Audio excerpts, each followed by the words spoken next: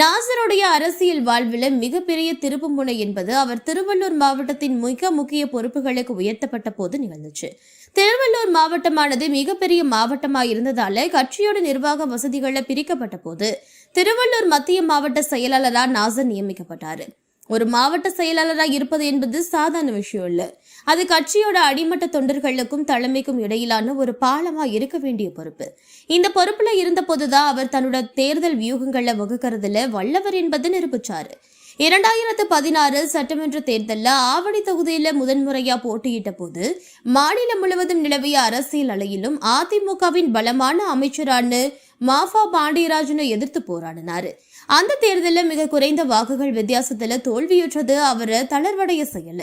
மாறா தோல்வியிலிருந்து பாடம் கற்றுக்கொண்டு அடுத்த 5 ஆண்டுகளும் தொகுதியிலேயே முகாமிட்டு கொரோனா பேரிடர் காலங்களில் நிவாரண பணிகளை முன்னின்று நடத்தி மக்களுடைய நம்பிக்கையை முழுமையா பெற்றாரு.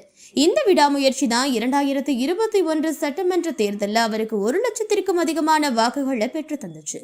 ஒரு மிகப்பெரிய வெற்றியையும் ஈட்டு தந்துச்சு.